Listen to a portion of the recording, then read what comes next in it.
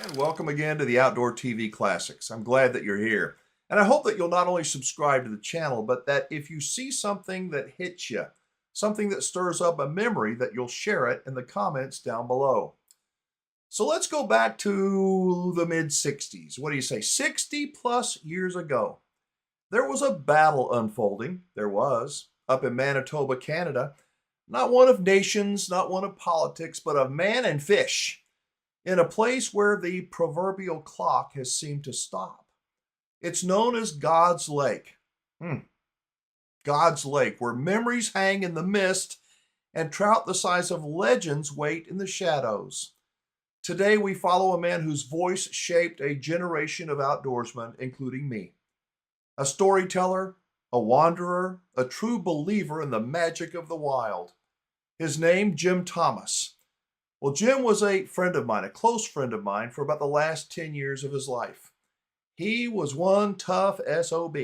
And he told me that if there was one place on earth that he loved more than any other, it was no contest. It was God's Lake in Manitoba. Yes, it's difficult to realize that in this day and age, there still remain remote areas such as this where nature is truly unspoiled.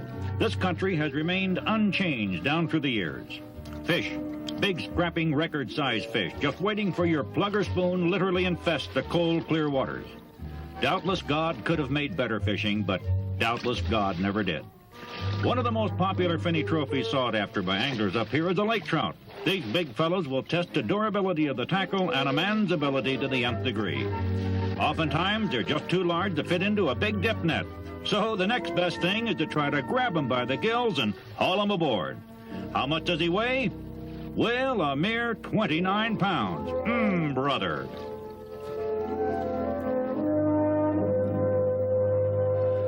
Up in this part of the country, the most popular mode of water transportation is the canoe. Not just an ordinary canoe, mind you, but a stable 22-foot freighter with a 5-foot beam.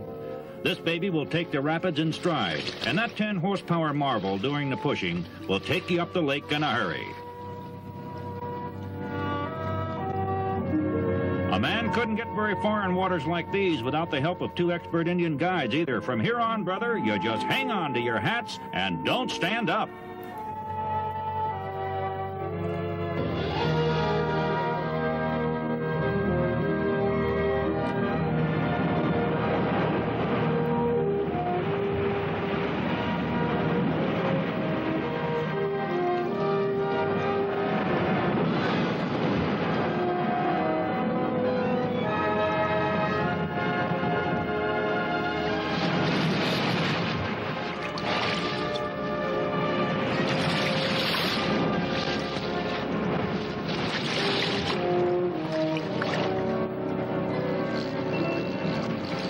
This is Island Lake River in the heart of the Manitoba wilds.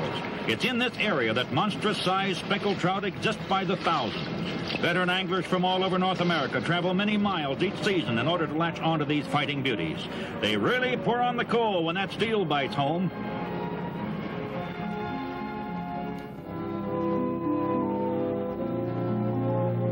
Watch them go.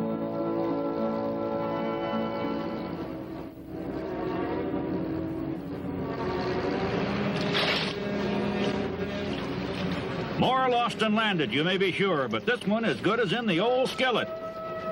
All right, where there's one, there are more, so let's get cracking, shall we? The lure's always cast upstream, then retrieved back through the rushing water. Whammo! Another speckled beauty is on the line. Hang on to him, fella. Don't let him throw you. Fighting a 4-pound square tail in swift waters is a real challenge. Watch him pull.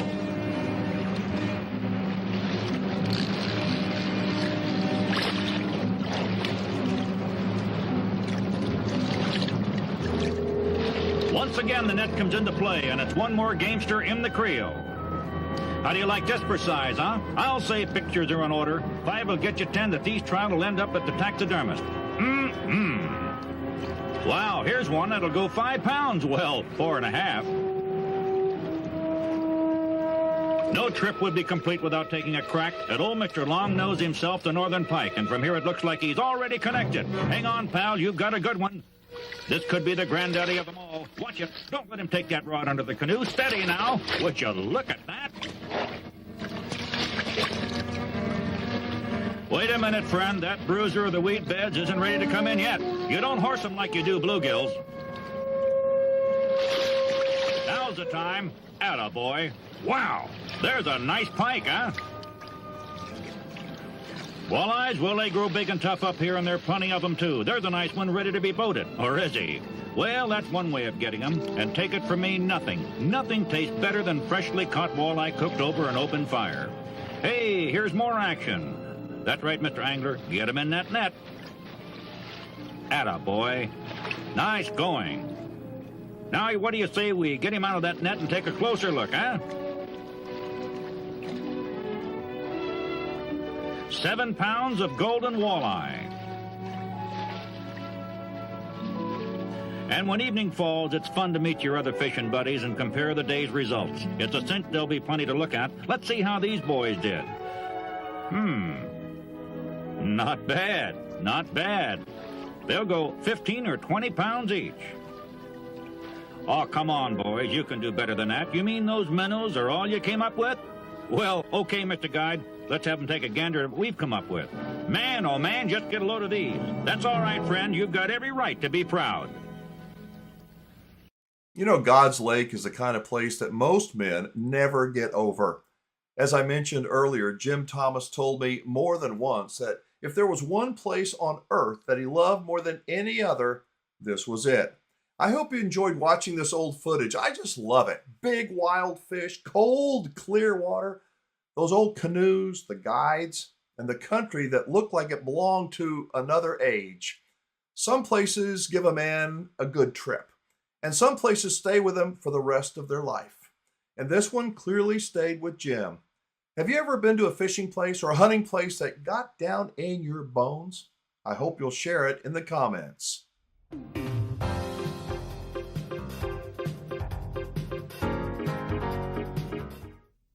So up now we go from northern Canada and great big fish to, well, the show's going to the dogs. It is. For anyone who's ever hunted over a good dog, or even if you just watch one work, you already know how cool of an experience they are to watch. Hunting over a good dog is about patience, it's about repetition, it's about, well, obedience. And it'll give a man that feeling of quiet pride when your four-legged friend and you are really in sync. So how do these champions in the field become champions? Well, it's the same way today as it was some 60 years ago. To start the proceedings, if I may, by asking a few questions. You know, Jerry, I think right here would be a good time. The place, Hawkeye Hunting Club, Center, Texas. The man, Jerry Waters, owner. We're talking about the type of bird dogs they have here, how good they are, who trains them, and how many are kept. Jim, we have about 40 bird dogs, mostly pointers, some setters that we use here at the club, and of course, without excellent bird dogs, well-mannered, well-trained bird dogs, we wouldn't have a club. Now, one of the interesting points that you don't realize that on a shooting resort, we have to have a better dog than you would out native bird hunting for this reason. That bird dog has got to hunt pheasant, chukar, and quail all in the same day, and he's got to hunt it with different people every day. Some people shooting every bird that gets up, some people missing nearly every bird that gets up. And you have to have a dog of a certain temperament. We don't keep every dog that we buy. We may buy 5 dogs and only end up with 1 or 2 that we can really depend on and keep. And I noticed, too, that you have trainers that accompany each and every dog or every group of dogs. Right. These bird dogs hunt with different people every day, and they have to have one man that they can depend on and that they know.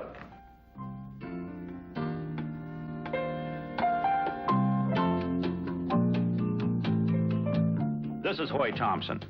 As a rule, Hoy keeps on hand an inventory of approximately 50 dogs. For the most part, these animals are pointers. However, here and there, he does have a few Weimaraners and setters.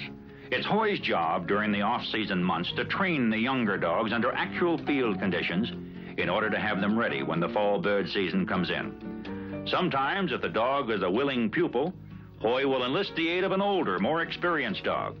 And oftentimes, instinct alone will enable a dog, such as this young setter, to back the older dog the first time out.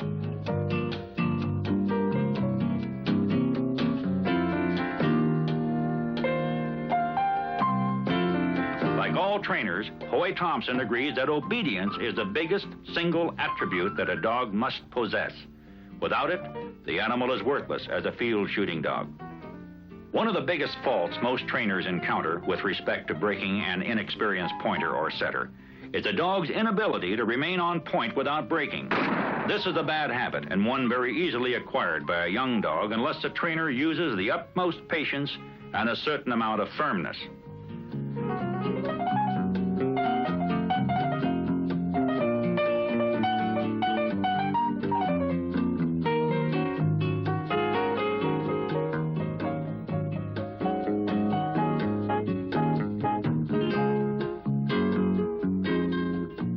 A young dog cannot be allowed to go unpunished for making this mistake.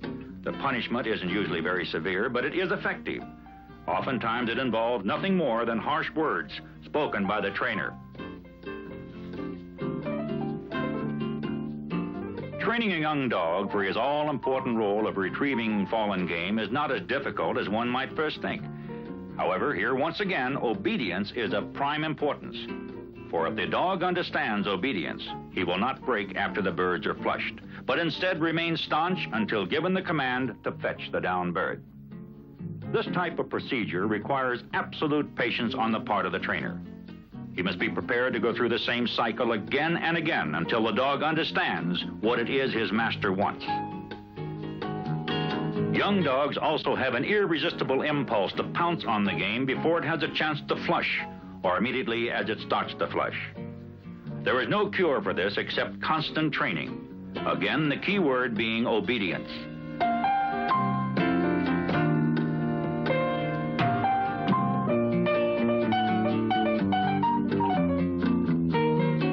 When the dogs do well, they are rewarded, encouraged, you might say, thanked for doing a job well. Style is a point in which every dog trainer takes great pride. How the dog stands, the position of its tail, of its head. Its general appearance on point means a great deal to a trainer while field shooting over his dog. It means even more to the man who participates in field trials with his dog.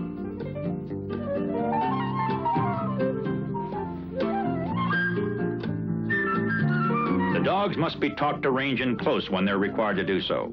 And on command, should the trainer wish them to range further out, they must learn to do that also. If the dog overruns the bird, he is usually in for it. He must also learn not to overrun a bird that is moving out ahead of him. The trainer makes another attempt to get the dog to retrieve the bird on command. This is done by throwing the bird out in front of the dog where he can see it. And of course, once the dog learns to pick the bird up, there is also the task of getting him to return it to you. Regardless of how tough a trainer may be on his bird dogs, there is a bond between them, a bond made up of sheer friendship and love. As the fellow says, the trainer may sometimes mistreat his dogs to the degree of scolding them, but don't you try it. Yes, almost year-round, a trainer and his dogs are virtually inseparable. When the dogs are trained, the trainer does it. When they're hunted in the field, the trainer hunts them. It's this constant relationship and association that can quickly bring the dogs to graduation day and the real thing.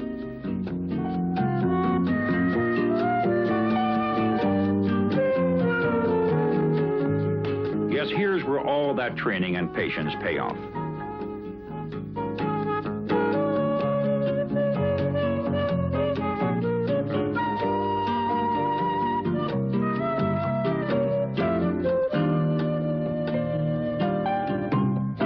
That style we were talking about comes out.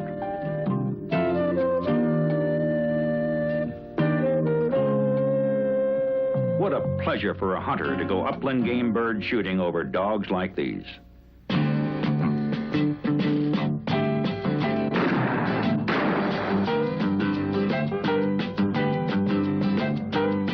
And you can just double that pleasure for the man who trained them.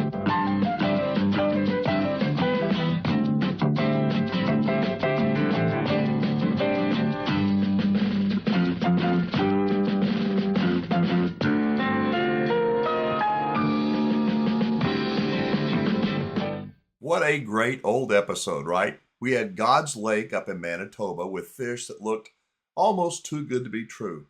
And then a little bit of bird dog training where patience and discipline matter just as much as instinct.